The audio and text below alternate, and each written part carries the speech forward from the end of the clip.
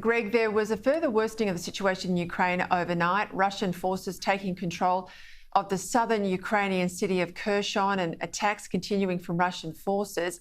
We've got growing civilian casualty, allegations, of course, that the Russians are using banned bombs and weapons, and yet this incredible defiance from President Zelensky and the Ukrainian people. Where are we tonight? Can the West do more? And what does the immediate future hold, given they're still fighting pretty much on their own? Well, yes, Peter, it's a very grim situation now. The Russians are now becoming indiscriminate in their murder of civilians. So this is an attack by a nuclear superpower on innocent civilians. They weren't able to take the Ukrainian cities at relatively low cost, despite their overwhelming advantage in military numbers and equipment. So now they're going back to extremely crude tactics of simply bombing civilian targets and planning to starve out the cities and cow them into submission. Could the West do more? Yes, I cannot understand why Ukraine was not armed properly in advance of this. The Kremlin might have had a different calculation if Ukraine had possessed 10,000 missiles which could strike any part of Russia. The Kremlin might even today have a different calculation if the Ukrainians had, say, a few hundred armed drones which could bomb those convoys of Russian vehicles. Those tanks and trucks and so on, they're incredibly vulnerable. Half a dozen planes or a couple of hundred armed drones could do enormous damage to those convoys. Why aren't we giving the Ukrainians those? We're still able to supply them through Poland, through Hungary, through Slovakia, through Moldova.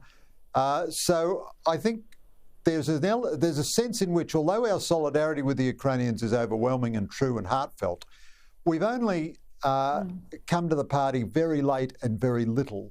And their courage, I think, shames us all. I couldn't agree more. I think it feels like tea and sympathy. That was my sentiment of the Biden speech yesterday. I'll get to that in a moment. But I understand the point. Boots on the ground will trigger NATO and it'll be a much bigger conflict.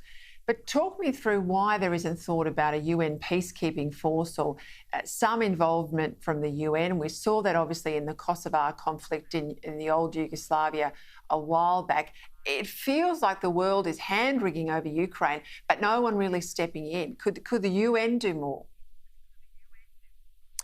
To be honest, Peter, I don't think so. The UN is designed to be incapable. The only arm of the UN which can authorise the use of force is the Security Council, and Russia has a veto on the Security Council. If the great powers didn't have a veto on the Security Council, the UN wouldn't exist. But really, I think, if you're looking to the UN for decisive action, you've gone to the wrong address, basically. The United Nations General Assembly did pass a very powerful resolution condemning the Russians, and only, I think, 4 nations voted with the Russians. There were some very disappointing abstentions, but it was an overwhelming vote of moral condemnation of the Russians. I don't think you can put boots on the ground to go into direct combat with Russia. That's a different thing then. Then you've declared war on Russia, and there's a genuine element of prudence here. Russia is the biggest nuclear power in the world. America has let its nuclear force atrophy a bit. It has fewer nuclear weapons than Russia, but that's a bit theoretical because in any exchange of strategic nuclear weapons, the planet will be wiped out anyway. Forget about climate change. But I don't see why we couldn't give the Ukrainians much more lethal weaponry. As I say, the Ukrainians could fly 1,000 armed drones at those Russian convoys. Even now, the Ukrainians could fire off 1,000 offensive missiles. And I don't see why we haven't given them these capabilities in the past. I'm writing on Saturday, Peter, about the lessons this holds for Australia. We're messing around with tanks and heavy armoured vehicles. We don't have a missile to our name. And, one of the lessons of this conflict is this is the missile age. The only thing that allows a small power to inflict damage on a big power is missiles. All right, talk to me about the Biden speech, the State of the Union address yesterday. Pretty ordinary press. I think he would would have wanted a better reaction than he's got in the US media today. It was supposed to be the big Biden reset. What did you think of it? Look, I thought it was pretty mediocre. I gave it a C+, and a lot of readers thought I was too generous. They wanted me to mark their next set of exam papers for them. Biden, broadly speaking, expressed the right sentiments on Ukraine, but he seemed to be completely resigned to the idea that Ukraine would lose, and probably Ukraine will lose. That's the configuration of the power disparities between Russia and Ukraine. He certainly didn't say to the Russians, you will suffer these sanctions forevermore until you get all your soldiers out of Ukraine. So I'm a bit worried that if the Russians achieve a victory in 6 weeks at shocking human cost to the Ukrainians, that within 6 months of that, the equivalent of Davos Man and all our local appeasement monkeys will be saying, well, you know, it's better to have dialogue than estrangement, and, you know, let's talk to the Russians and everything will go back to normal. His own position is so contradictory. I mean, everything you say about energy is right. So one of America's big problems is inflation, caused by his trillions and trillions of dollars of government expenditure, and also caused by them shutting down a certain portion of their oil and gas production in the interests of combating climate change. So in response now to that inflation, he is asking other fossil fuel producers to produce more, and he's going to release 60 million barrels of oil from the strategic reserve, including our strategic reserve, which of course we don't actually have. It resides in America.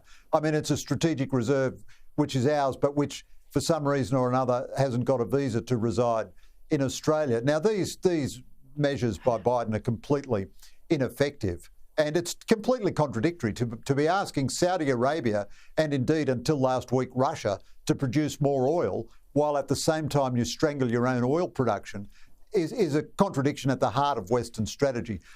There are good moves on this in Europe, though. Germany is reconsidering nuclear power and coal-fired power. Mm-hmm. There's a lot of table thumping, though, of these economic sanctions. In his speech yesterday, the president said we'll steal their yachts, or not steal, we'll appropriate the yachts and we'll go after their luxury homes. But even with all this talk of sanctions, we still know there are billions of dollars being paid by Europe to Putin because they cannot get off the dependency on Russian gas. Well, that's absolutely right. So most of Europe effectively bans new gas exploration. Britain, until a minute ago, was going to put an end to North Sea fossil fuel exploration, and it bans fracking. The reason America can export gas to Europe now to make up for the Putin gas is because of fracking. So this is one of the great contradictions of Western politics about climate change. The reality is all advanced economies cannot live without fossil fuels. All economies of any kind can't live without fossil fuels.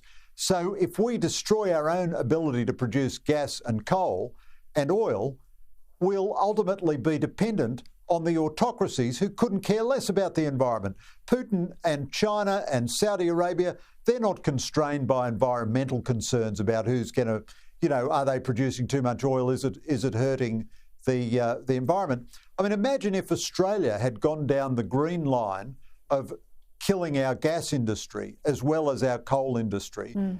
We would now not be able to supply gas not only to ourselves, but to all of our partners in Northeast Asia. And now we're going to supply some gas to Europe as well. So the dependence on a Stalinist dictator like Putin, who is murdering innocent women and children in Ukraine, would be deeper, greater, because of a green victory in Australia. Now, I think that's crackers myself, Peter. Got to leave it there, Greg. I'll talk to you about this all night because there is now this real collision between national security and energy security. We've warned about it for years and years, but it's there before us in the Ukraine and around the world. Thank you for your time as always. There you go. All right, net zero 2050. Doesn't seem that smart now, does it, Mr. Morrison?